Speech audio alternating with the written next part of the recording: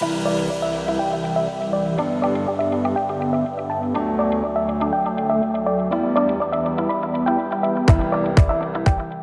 health and wellness providers, we know that better patient outcomes require a whole person, multidisciplinary approach that we just can't provide on our own.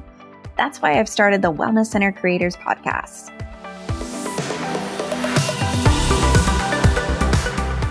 I'll be bringing you interviews with experts, tips, tricks, secrets, resources, systems, and solutions so that you don't have to reinvent the wheel. And creating your wellness center won't feel like starting over.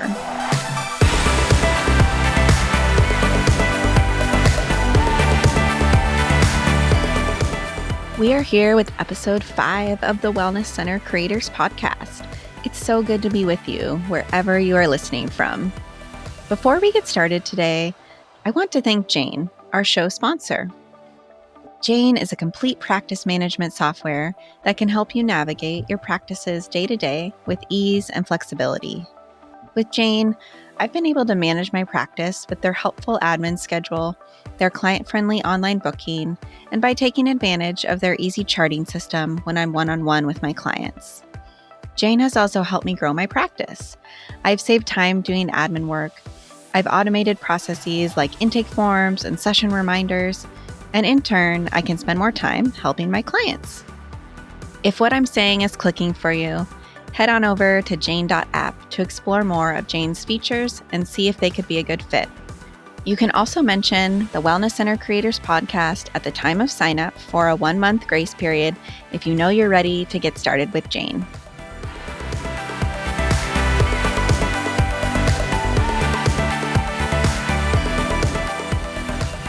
Welcome back, everyone. We have Emily Wishall with us today.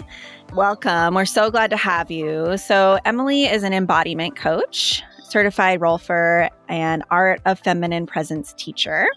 And she really knows what it's like to feel insecure and ashamed in her body. Because of her own story, Emily is passionate about supporting women through the path from disliking their body to loving their body. When you're not comfortable in your body, it affects everything, as we all know, your confidence, career, relationships. Emily feels passionately about helping women feel more empowered and at ease in their body. So welcome, Emily. Thank you, Kendall. I'm happy to be here. So tell us about your business. How do you help people? Yeah. Like that's so big, but I can be specific. It's not too broad. Yeah. So my work is focused primarily with women, people who identify primarily with female. And I support women. I have 3 different ways of working with clients. For people who are local in Colorado, or sometimes I do have people who Boulder in Colorado in general is a beautiful place to visit. So I do have people who will maybe be coming out here anyway, or maybe plan a vacation. And so I do in-person hands-on manual work. And that's my Rolfing work, which I will share a little bit more about here in a little bit. I also work one-on-one with women in a 12-week program called Releasing Body Shame. And so that's really geared for women who are looking for a higher level of support. And like you shared a little bit in my bio, my work really comes from a lot of my own story. And then, the trainings that I've done and to support me, that have interested me.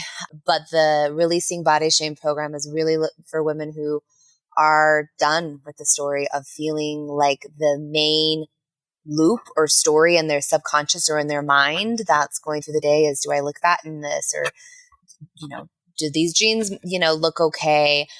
Feeling like they constantly, maybe I should diet, or constantly thinking about food, or their mind is more or less their mind is being preoccupied with thoughts of how they need to change or fix their body, or change or fix, their diet, their eating, movement. And so in that program, we really dive deep and really work on going into where is the shame coming from? How do we release that? It's very much I call myself an embodiment coach because we are working with the body, even, those are all over the phone and they're not even video, but I can really connect into energetically my clients' bodies, and we're locating where these different emotions are stored, where these old limiting beliefs are stored in the tissue, and then we're actually releasing and moving through them.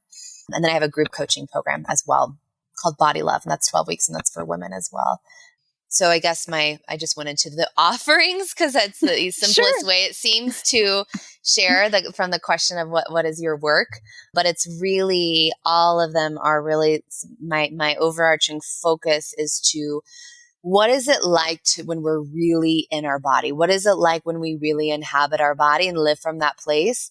For me, it was the key in really learning to love my body exactly as my body is, not needing to love myself more when I lose the 5 pounds, or when the cellulite's not there, when my butt has the lift, or whatever story may be, and being able to be gentler with myself, which in turn it allows me and then the clients I work with to be gentler with in their relationships and how they show up with their life.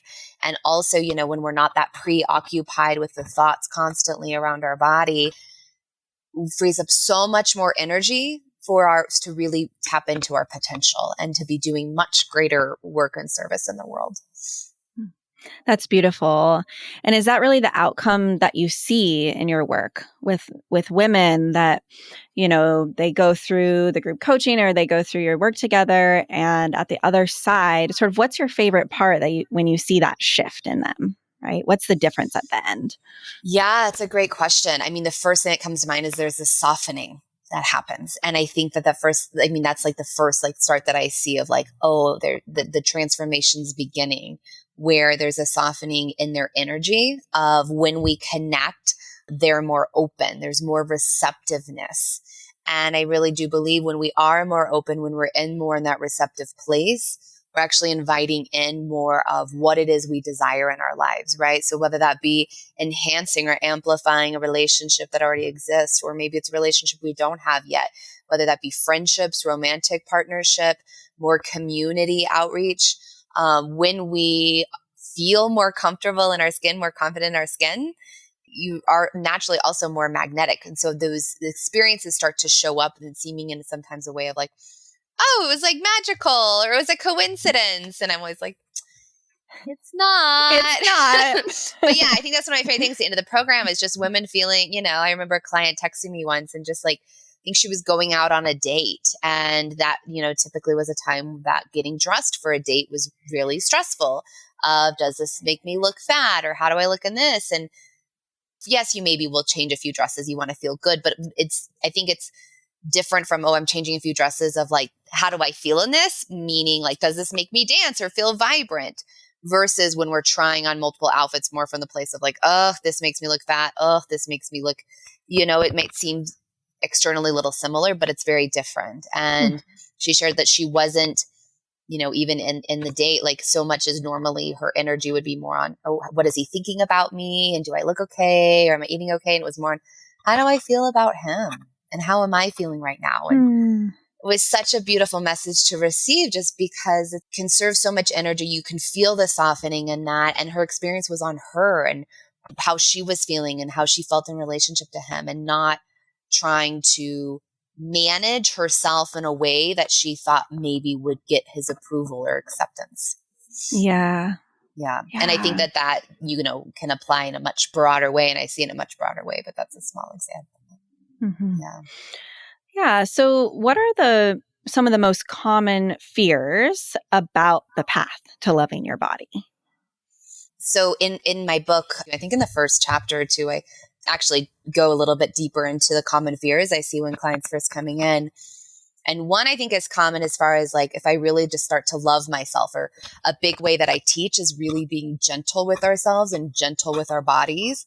And for many of us who, if you're raised in the 90s, if you're raised in the United States, diet culture is shoved down our throat, we're holy, it's scary to be gentle or to let yourself eat what you're craving, because we have been conditioned to restrict and to count calories and to control. And I think a fear is, well, I'm just going to balloon the opposite spectrum, or the fear is I might gain weight, or I might just totally spiral out of control.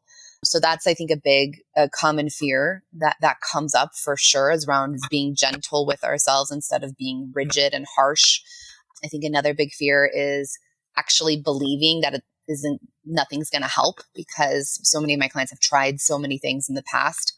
And I want to clarify, my work is not by any means geared around losing weight or ending up at the end of the journey of loving your body. Then you're finally going to be thin.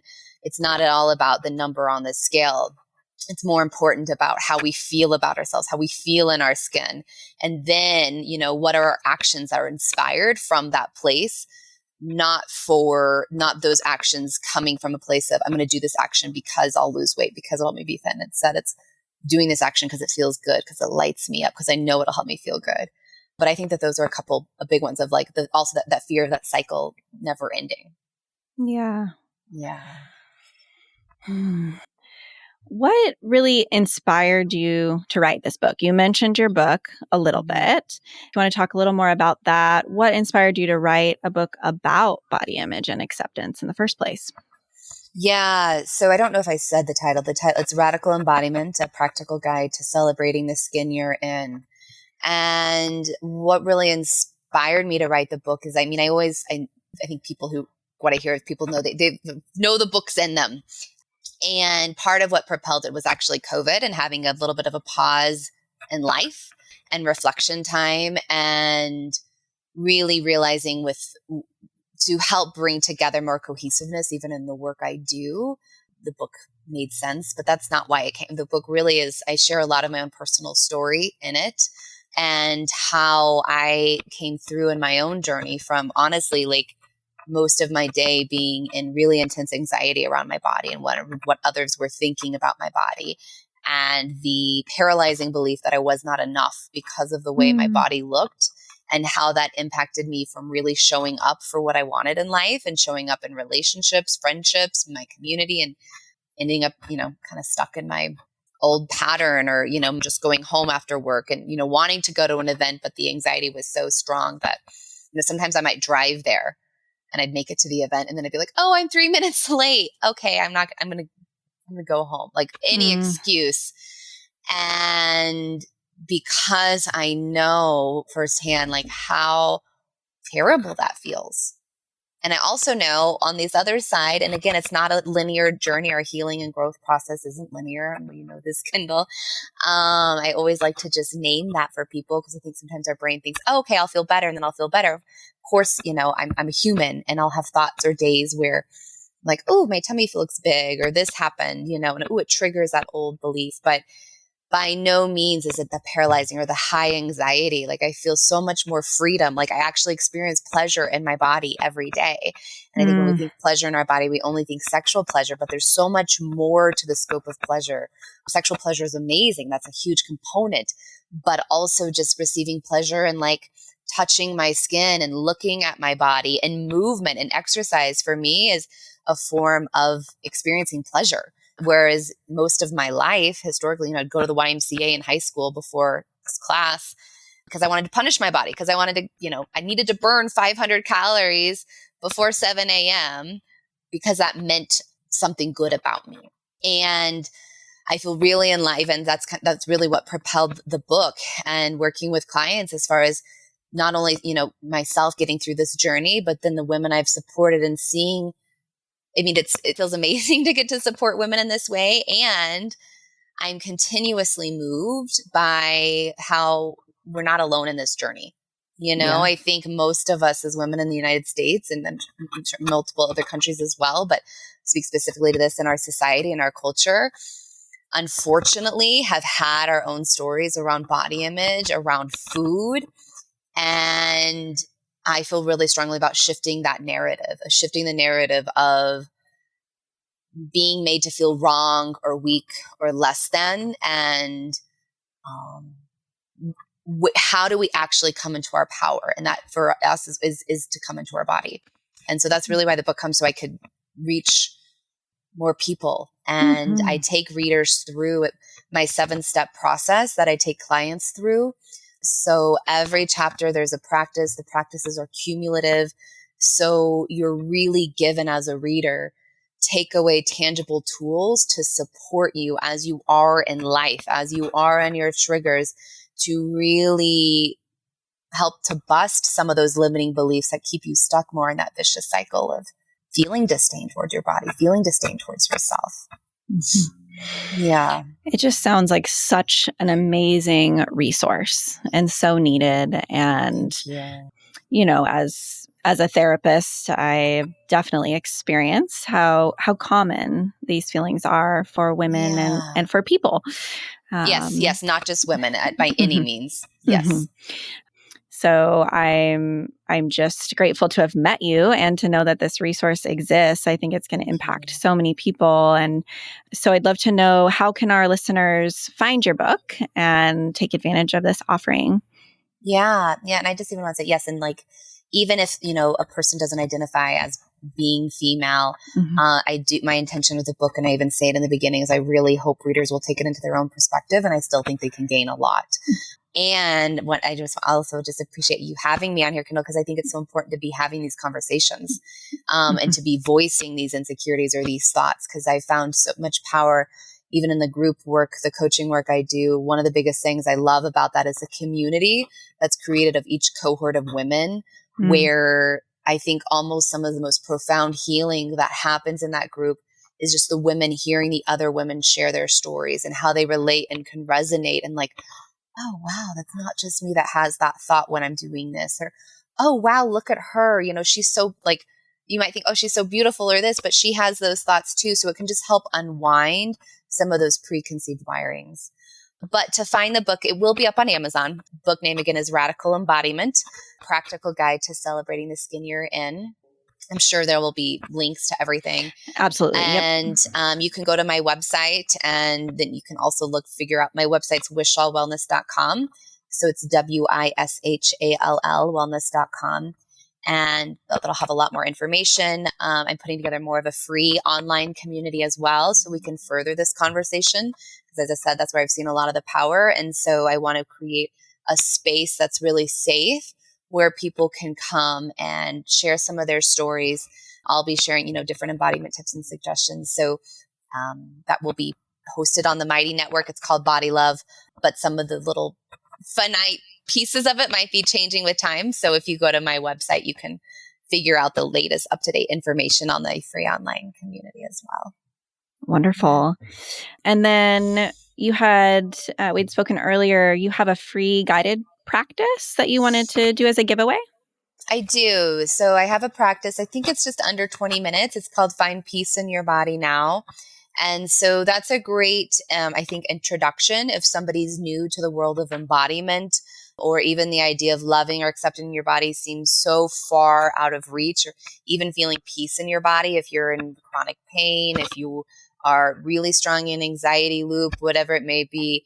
It's a great starter practice to just get a taste of what it can feel like to actually come into your body instead of just thinking about being in your body, and begin to slow that resistance train to feel a little bit of peace in the moment.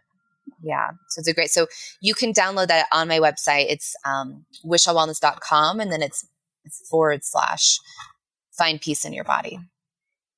Wonderful. And we'll share the link as well so people can grab that. Yeah. Awesome. Thank you so much for being here, Emily. Thank you, Kendall. I'm so honored and grateful. Thank you for having me. This was so fast, so easy. I'm really grateful for the opportunity to share. And I hope that, for any listeners out there, that this was worthwhile or inspired you to, if anything, my intention would be inspired to take just a gentle step of action, the action being to be gentle with yourself. Yeah. Thank you. Thanks so much.